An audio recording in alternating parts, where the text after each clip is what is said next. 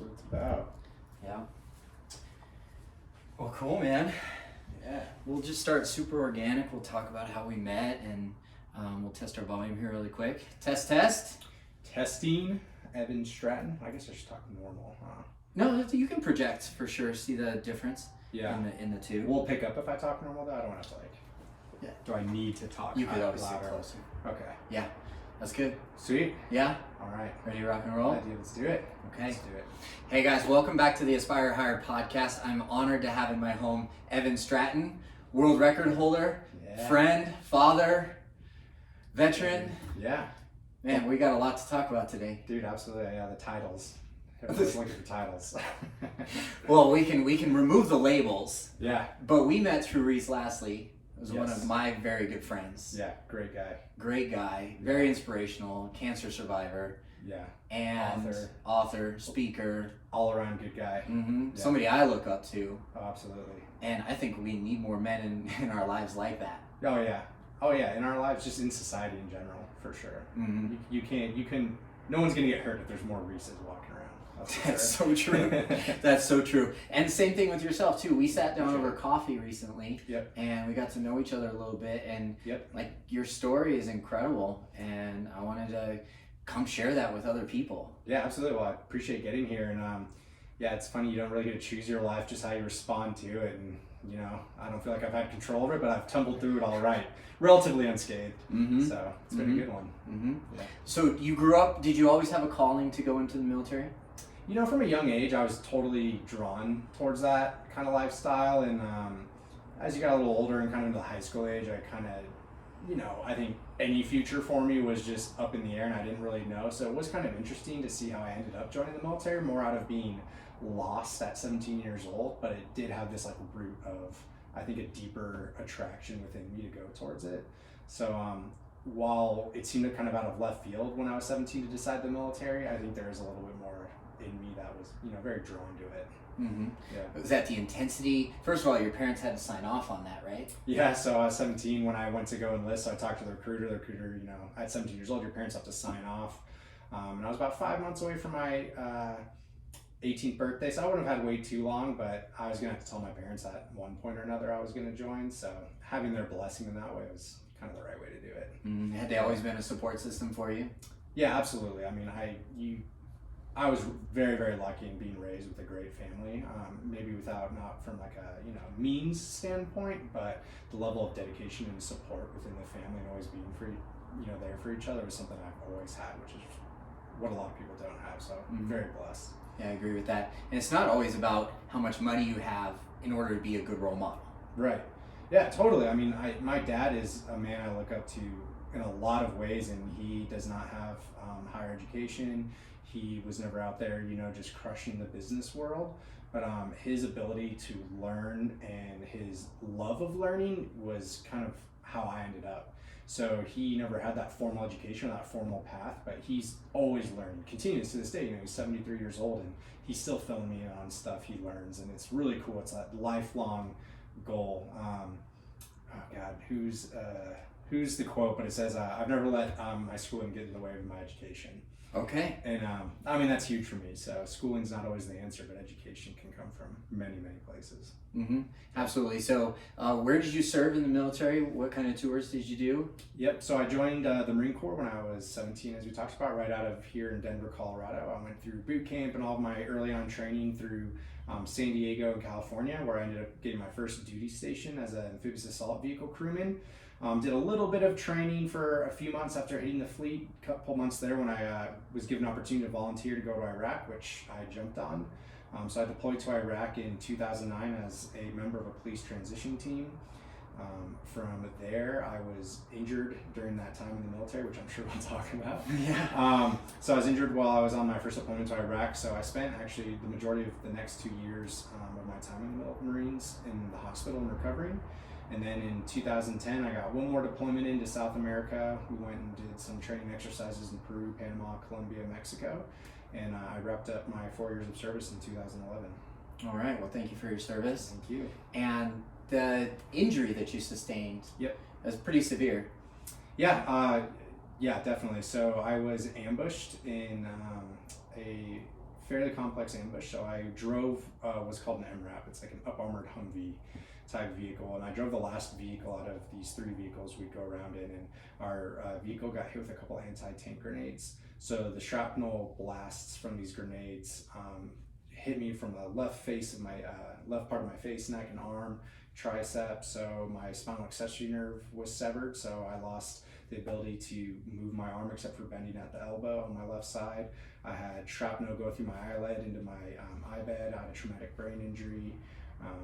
I had a piece of shrapnel about the size of an AK-47 bullet push into my carotid artery and stop before severing it.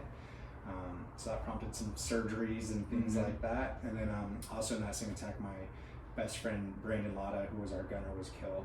So I really call it a triple injury because I had a mental injury, which was a brain injury. I was physically wounded, and then the emotional loss and losing my gunner and friend Brandon carried consequences. So it took a while to get around all those things. I totally understand that. And after you recovered physically, why did you decide to do another tour, say in South America? So when you go, the world needs young, naive men to join the military and fight wars. I'm 30 years old now with a good job and a family, and if someone came and said, "Hey, we need you to go fight this war," I'd be like, "No, get thanks. off my porch." Yeah, get out of here. You're gonna have to go find some other guy. Yeah, so we really rely on these like superhero naive young guys, because I look at 19-year-olds walking down the street now, and I'm like, man, we send guys like that to go fight our wars, but you need guys like that. And so when I was 19, when I was injured, that was devastating to me as a Marine, because I wanted to be a Marine. I volunteered to go to Iraq. I volunteered to join the military during a time of war. And now I'm just sitting around going to doctor's appointments, like as a human, as a Marine, that was just killing me. So my big push was to physically recover so I could get back to duty and, go out on another deployment. So, that was definitely, I think, a lot of the drive is to have purpose, and I felt like I wasn't fulfilling my purpose. And at 19, to uncover and discover and fulfill your purpose at that stage of life is a pretty big concept to digest. Oh, yeah. I mean, luckily it's pretty easy. You put on that uniform every day and you look in the mirror and you're like, I'm a Marine. So it's like, it's apparent, it's right there. It's what you've been training to do. And, I volunteered to go to Iraq, and I'd barely been in the Marines when I deployed to Iraq. I'd been in for a little over like 13 months was my time in the Marines when I first set foot into Iraq. And then, I think if I would have been maybe more towards the end of the time and a little more experienced, that could have been different. But it's crazy when you set out on a journey and you hit a major roadblock right from the get-go. I think that changes your drive a little bit on how to keep going versus if you're on that path a little bit more.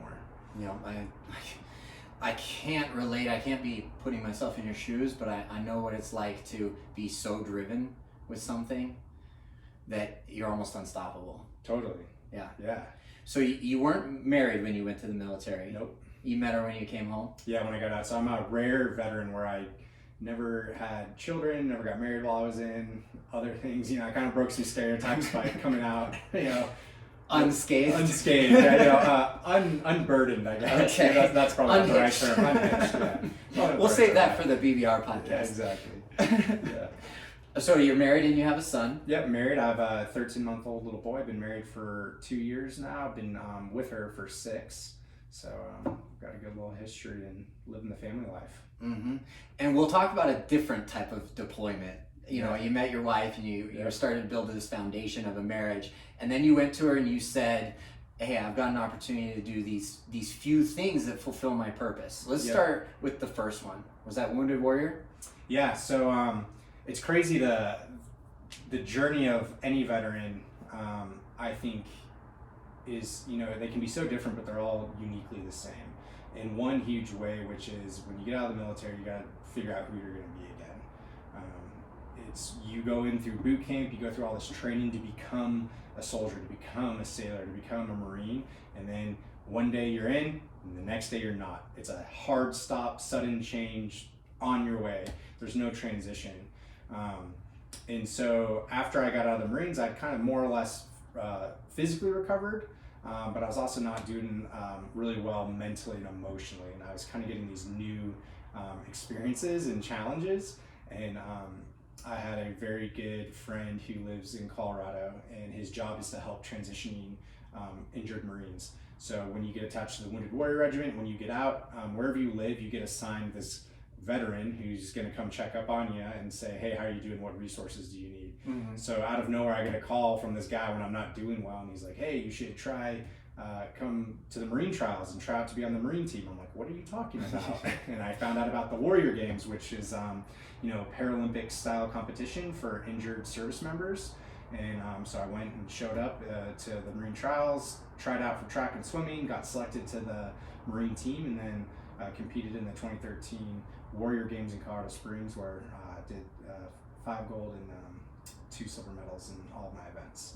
So congratulations, pretty man. cool. Yeah. That's awesome. Yeah. What was the training up to the Warrior Games? So a lot of it's like individualistic. So you kind of like show up to the Marine trials, leave, and they make their assessments and do their decisions. And one day they call you and they're like, hey, in a couple months, you want to come compete? And you're like, sure. So you kind of like are working long distance from a coach. Like there's coaches for each sport, and they're giving you some online training and stuff like that, but very individually driven. And then you show up 2 weeks before the actual competition starts, and you're working on site like 2 days, 3 days within each event that you're doing. So it's pretty intensive in this like 2 week period before competition starts. But absolutely incredible, because you get to work, they get these world-class coaches and athletes to come coach you. So I've been coached by several Olympians. I've had the chance to work out at the Olympic Training Center in Colorado Springs. So it's this really cool exposure to like some really high-level coaching. Yeah. Did you have experience in track and swimming before? Swimming, not really. I mean, I was a lifeguard in high school, but I wasn't like on the swim team, so I was mostly sitting in the chair. So the actual swim part was, not quite there. And then I ran a little bit of track in high school, but those are years before, so we're talking 6 years since I've done really either of those things. So was it just sheer willpower that helped you earn these medals, or actually like go to the competition and succeed? I mean, I've always been very competitive, I would say. So if I was going to sign up to do it, I wasn't going just to have the experience. I was going to go and put out my best effort. And, I think it's a combination of being like, I didn't have anything to do at that time. I was not in this good place, so I didn't have a great career I was pursuing. I didn't really have like relationships that were very strong, so it was easy to live in the gym. I could just sit there and work out and do these things, and it's actually like a great escape. I think it's, when you turn into like alcohol and other things as an escape, that's bad, it's obvious. But there's also these like seemingly positive things that can become crutches and, bad for us too. If you're avoiding things by going to the gym, that's not good. I was on that borderline. I wasn't doing well, but I at least found this like positive thing where I could have some success. And that's what was huge for me, is that by having success physically and competing wise, that translated to other successes in my life. I rolled those up. So have success on the track. Well, maybe I can get a job. Okay, found a job that was good. And, I just built on those things. Yep, that resonates with me a lot. So thank you very much for sharing. But because fitness and nutrition were my first exposure to personal growth, and I think you just summed up like a personal growth journey through self-efficacy and confidence and this feedback loop of reward after reward, and then a success builds upon another success, and then builds upon another success. So after the Warrior Games, what was the next level, the next step for you? So after the Warrior Games, like I said, I was having on the track success, and in the pool success translated to off the field success, and I moved out of my parents' basement, and I got a win. I got a good job. I was continuing my education. So these big wins in my life where I was like, all right, I'm really moving forward.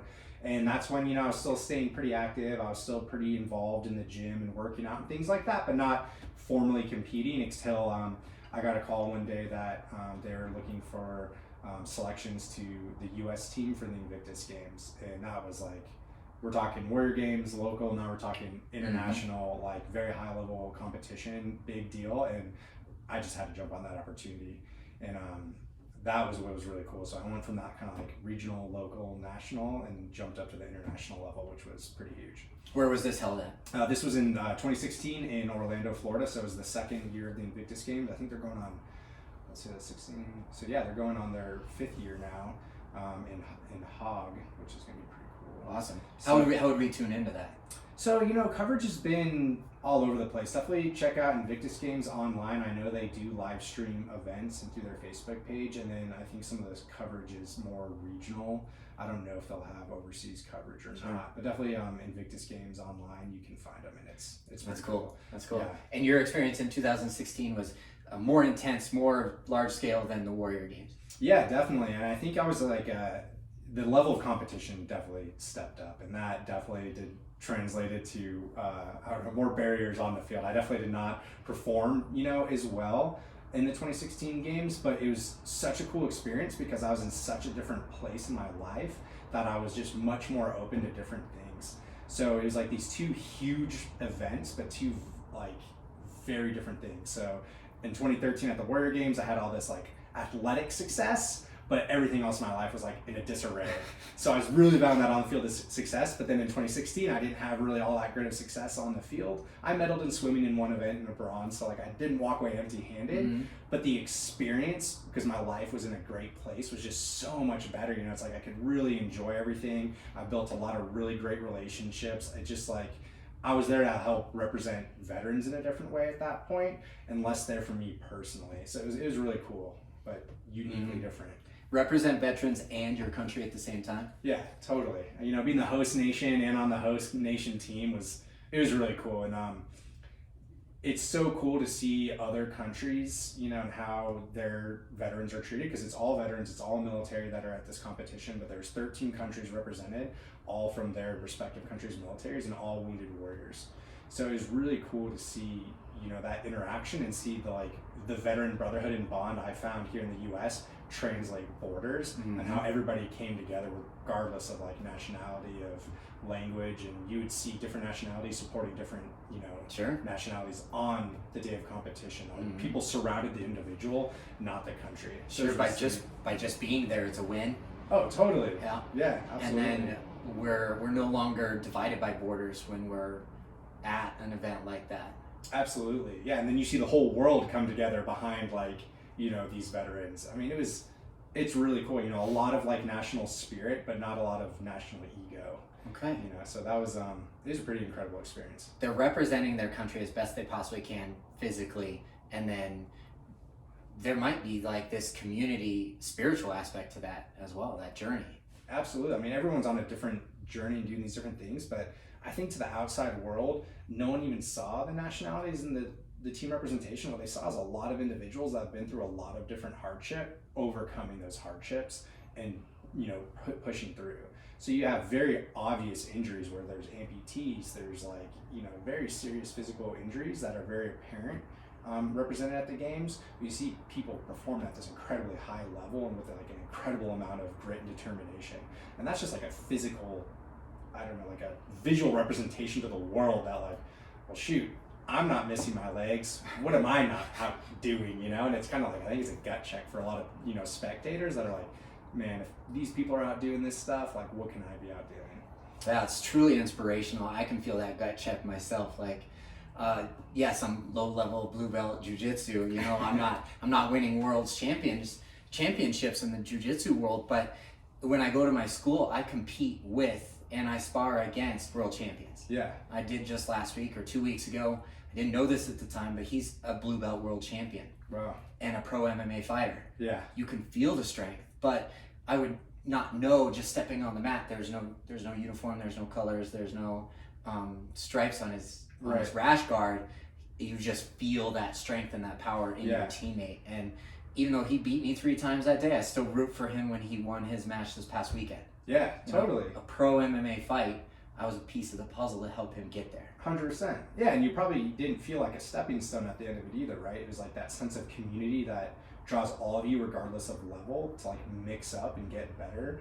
I'm sure he didn't just like treat you like trash and walk off the mat and say next, right? No, it was really sure you got some pointers or some coaching or whatever. It's every single time that I spar in jiu-jitsu, there's a learning opportunity there. Totally. There have been some good ones and there have been some hard ones to face, but I was wondering why our professor at the class was coaching him through the sparring with me, because that doesn't normally happen individually. Like, right. Occasionally, probably happened 4 or 5 times in my 3+ years where somebody's coaching during a practice like that. Right. And I was thinking to myself, I'm like, I'm not really getting coaching here, so I'm just like, I'm getting chewed up and spit out. Yeah. And I could feel the technique, and I could feel the strength, and I could feel the power. I'm like, okay, 2 weeks later, I know exactly why he was getting the coaching. Right. Because I was a sparring partner. Yeah. I was a piece of this puzzle to his journey. Yeah. And it was very rewarding for me, and also humbling too, because like, you know, if a pro fighter needs to step up his game, they're gonna find a level of competition in their school, and they're gonna be like, okay, I gotta train with that guy to get ready for the next guy. Right. Yeah, totally. No, I mean, I think that's what's really cool, especially within the veteran community and Invictus Games and Warrior Games, is you're all supporting the individual on wherever they're at and wherever they're trying to succeed, whether they're beating you or not. I've never walked off the field with any of those competitions feeling like ill will towards any of the guys I competed with. You know, it's all just support and trying to get you guys, like, everybody wants to move up, right? And, yeah. So your story doesn't stop there. Yeah, no, it certainly doesn't. So Warrior Games checked off the list. Invictus Games checked off the list. And you felt good about both for different reasons. Yeah. And then what was next to help fulfill your purpose or to build it even stronger?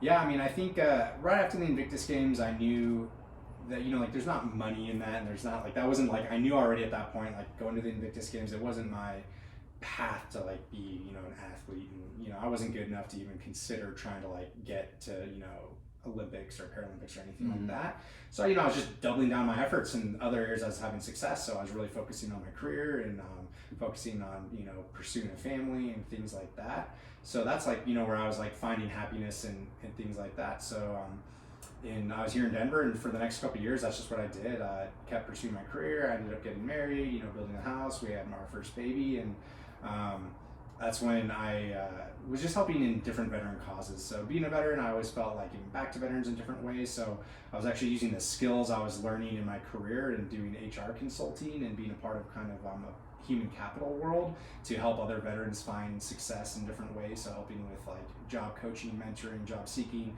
helping employers build and scale their veteran employment programs. So just trying to use skills I had to, you know, stay in touch with the veteran world.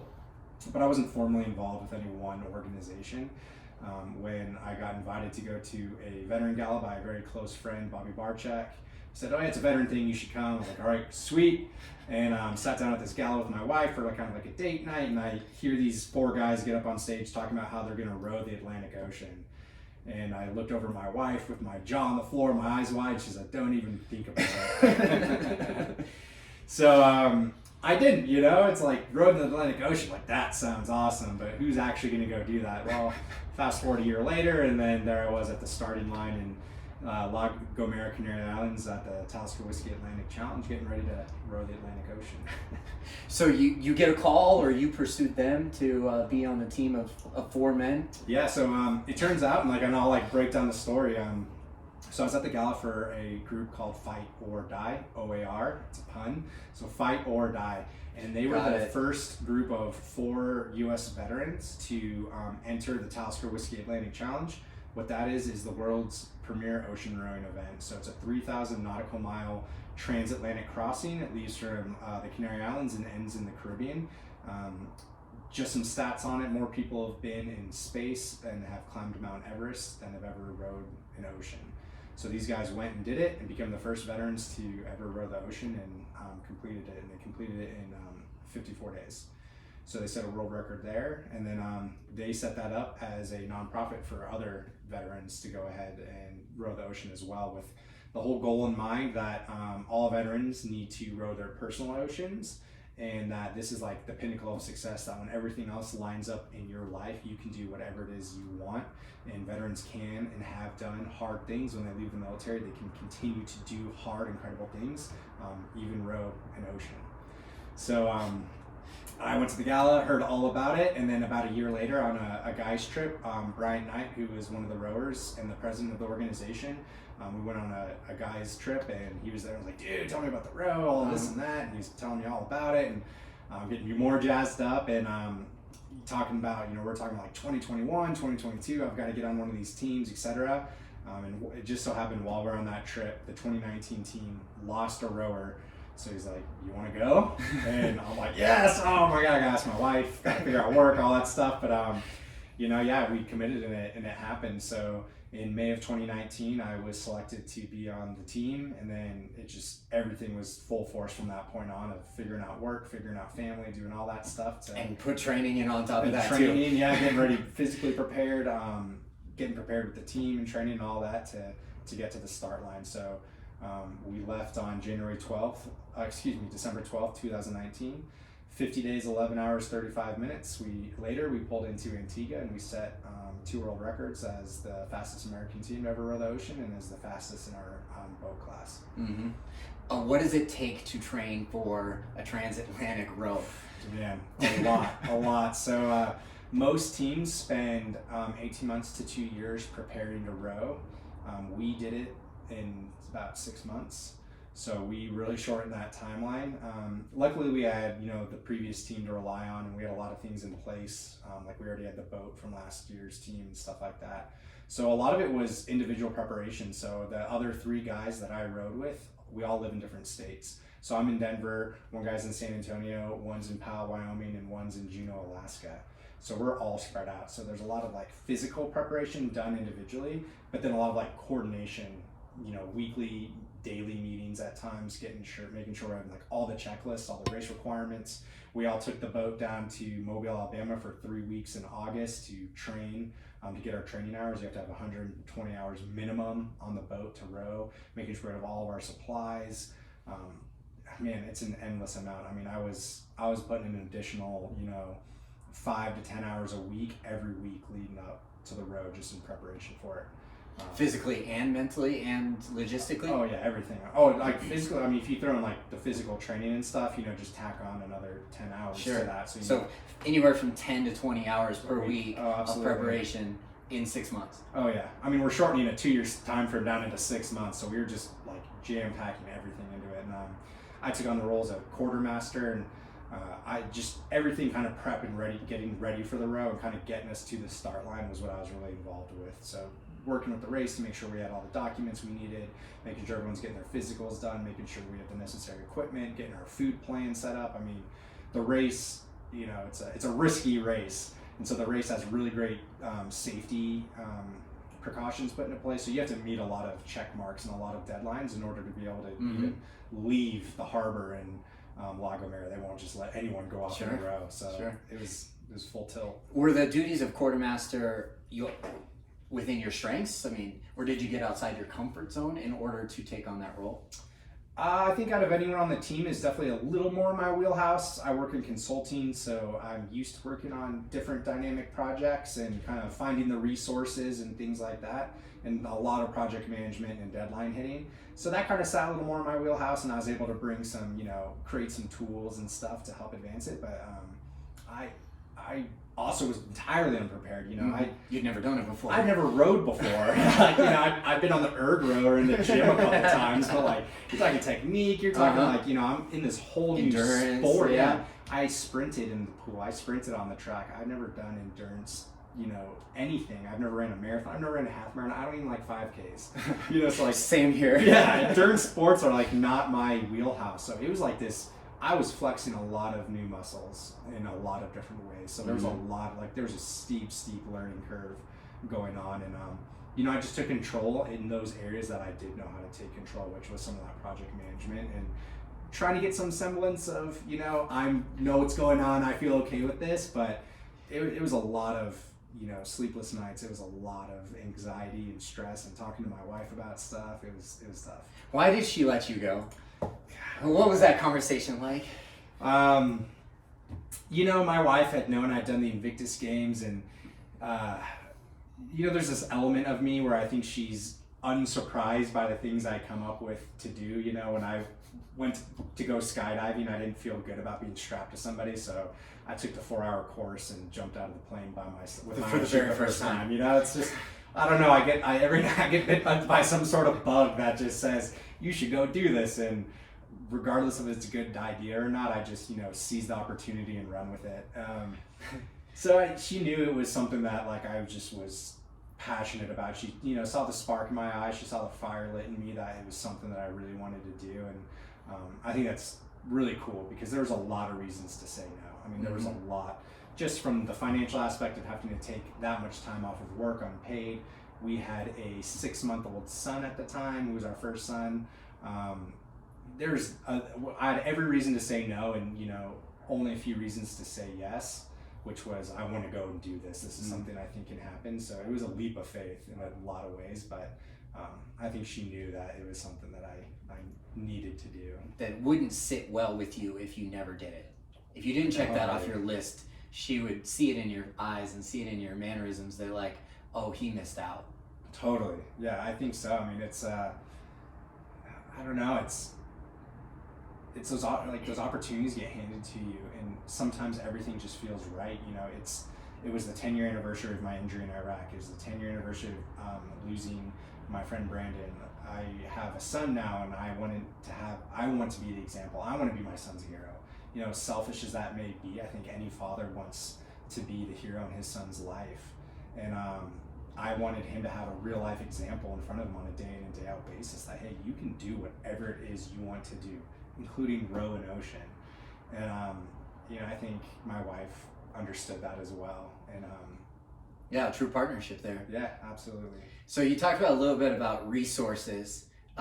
You carry all of your food for 50 days, 11 hours, and 35 minutes on the boat. Yeah.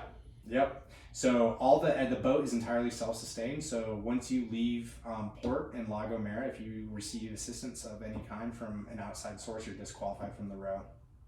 So you bring 60 days of food with an additional 28 days of emergency rations. You have a water maker that desalinates your water to convert salt water to fresh water. You have some emergency drinking water. You have all of your extra supplies, spares kits for extra oars, everything that you may need or run into out there. You need to have on that boat with you, and you run into a lot of different things. You have to be prepared to face 45-foot swells, which we did.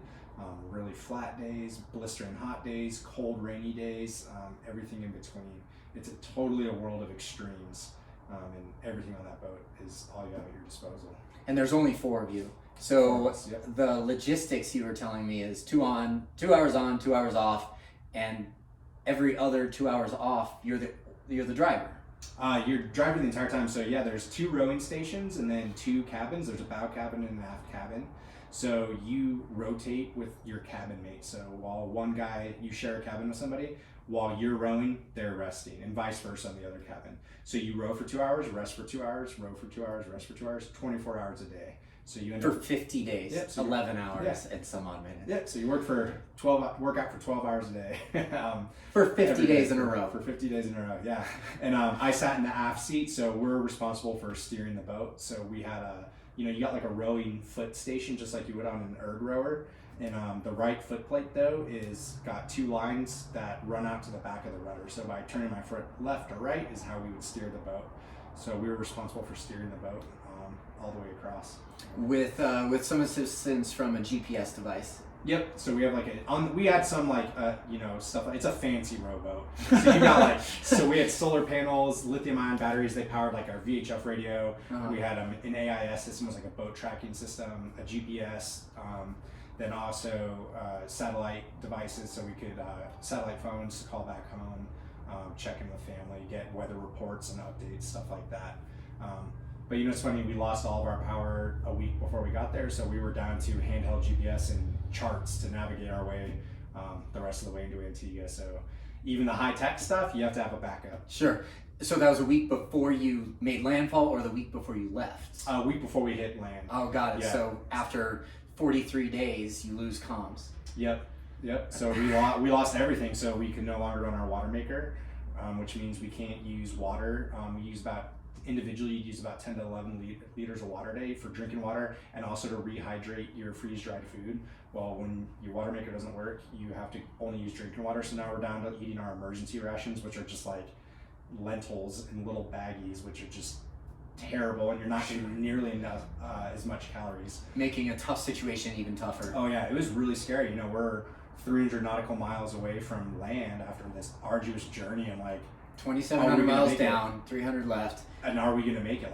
Do we have enough emergency drinking water to make it? Are we going to get 100 miles away and have to get rescued? It was a scary moment. Sure. So that was some of the adversity, along with 45-foot swells. what other adversity, maybe mentally or emotionally, did you experience crossing the Atlantic?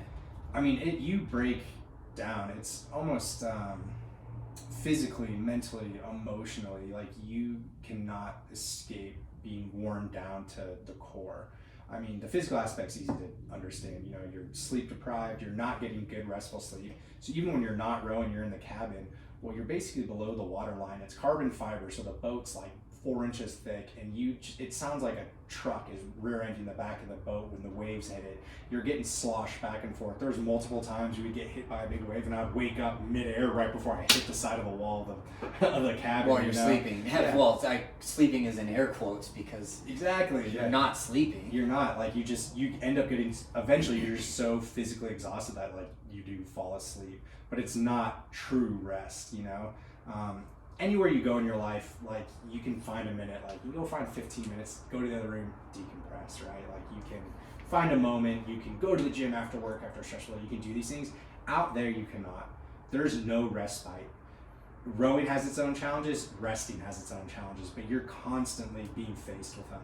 And you just get mentally worn down from that. And those moments where you're just like, this sucks so bad, but you don't know when you're going to finish. And if you don't keep going, you know for sure you're going to prolong your time out there. Mm-hmm. So you have to keep rowing. You have to keep putting in this effort when just every ounce of you is like not into it. Like you can't muster the willpower, you can't muster the motivation because it gets zapped out of you. You know, you're out there for so long. Mm-hmm. So that I think was one of the most difficult things for me was like, and you go through these cycles. So like you'd be so up and then you'd just be like 4 hours later, just so back down. And you go through that cycle over and over again, and it's really hard, you know, like it's a crucible. You're just being pressured and hurt and pressured and hurt, but like you keep going through that so many times that you're like, you learn to push through it. Sure. And it never got easier, but it's like the first time you play a sport, everything's like chaos and you don't know what's going on. 5 years later, it's slowed down, you know what's going on, and you know, you become proficient at it. It was kind of like that. So the pressure and the hurt never really went away, but you get comfortable with it, like adapting in your own extreme way. Yeah, you become like familiar with it, and you begin to process it differently. Sure. And, you know, that's life changing. Is that it's changed my entire perspective on what's difficult and what's hard. You know, hard to me now is something that I could fail. There's real consequences to failing. You know, what's going to go what could go really wrong here, and what are the opportunity costs if they do go wrong.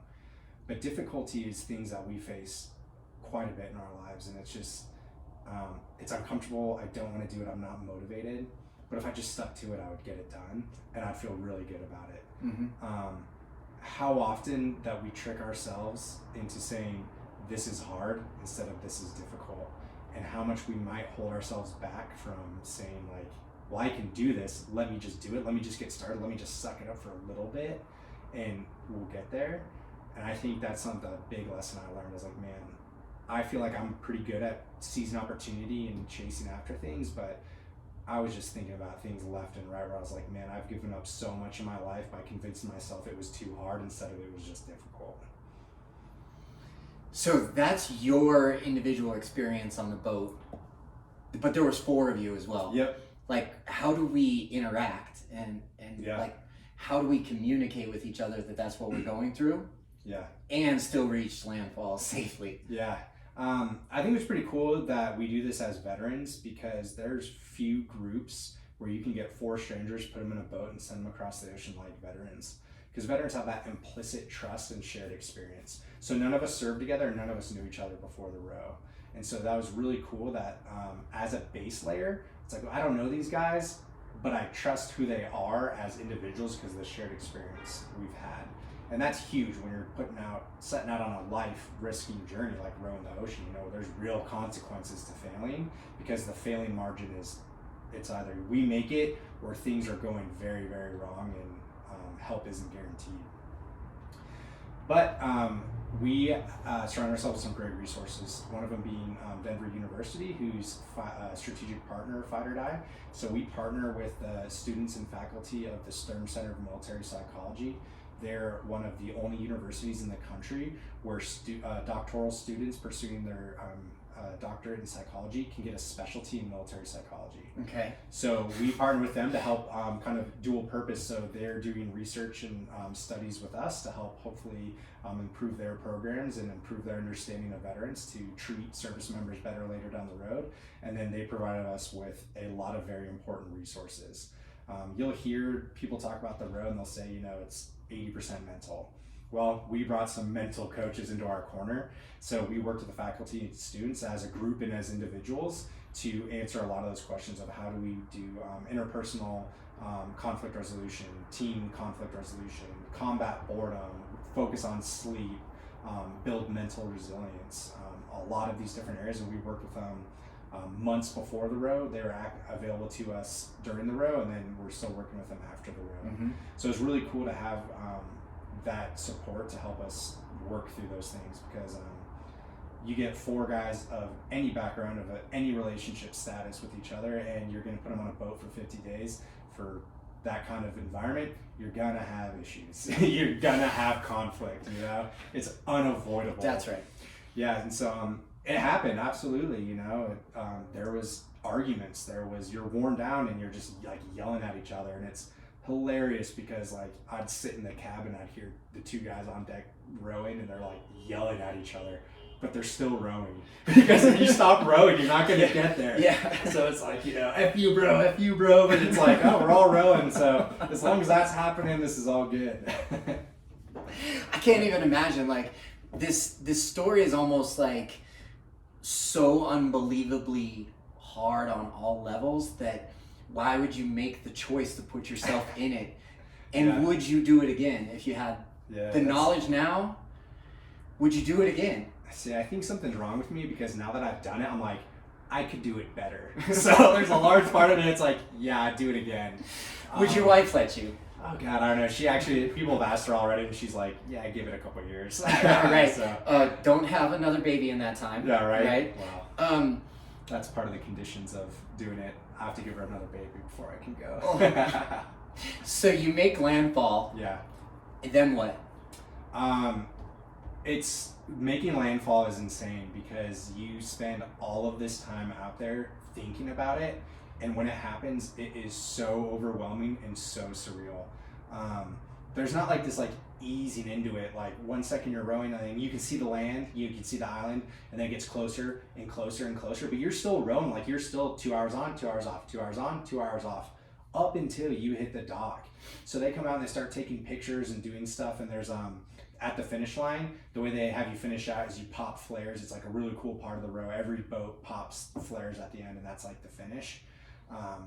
But all of a sudden you're just popping this flare and you're holding it up in the air, and like it just hits you like this is it, like it's done, it's over. And like, I mean, I get chills just like going back to it because it's this incredible feeling of triumph, and personal accomplishment of having done it with the team, of not letting friends and family and all of our fans back home down. Like it was probably it's hands down one of the top experiences of my life. And you get out on the dock and you pull up to the dock and they're having you take pictures and they're giving you a flag and hold this sign up, and like I see my wife and kid, I'm like tearing up crying in the boat because I kept trying to get off the boat to go see them, and they're pushing you in the boat, taking more pictures, and there's 400 people on the dock. It was just this truly incredible experience. And a lot of hugs, a lot of kisses, a lot of just we did it, and hamburgers and water and Gatorade, candy, and all the things we've been dreaming about for 2 months. It was absolutely incredible. So now that we're back, the mission doesn't stop, and that's what's really cool about Fight or Die.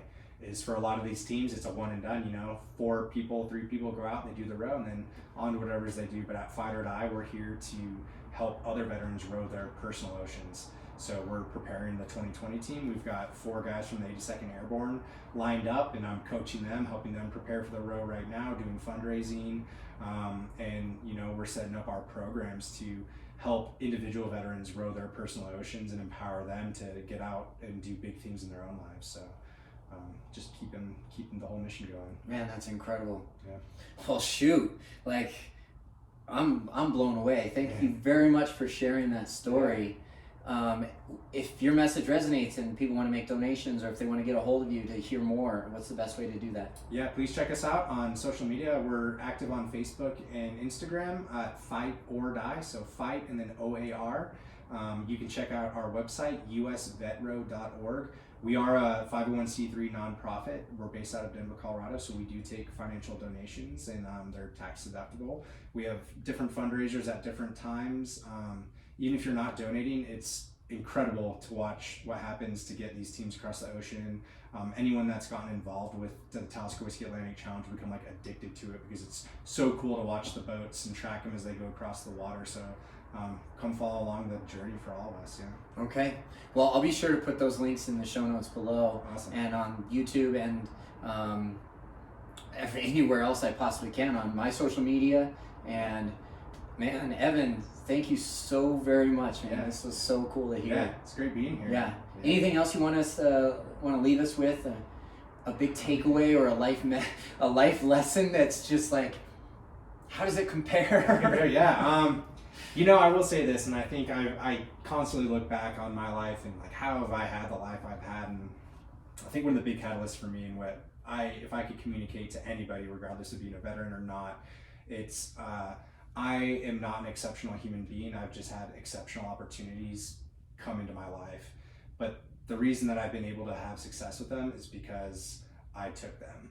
And don't talk yourself out of opportunities before they become your realities. It's been incredible to me, the journeys I've set out on without knowing if I could do it or not, and how amazing that the resources become available, the support like comes to you, and in ways that you just wouldn't believe. So keep your eyes up for opportunities in your own life, however big or however small, and whenever they come, just take them, and everything else will get figured out. Very well said, man. Well, again, I appreciate it. Yeah, man. Dude, that was It's awesome. been great to be here. Yeah. This is awesome. Cool. How do you feel? Good, man. We can keep going. I know we could.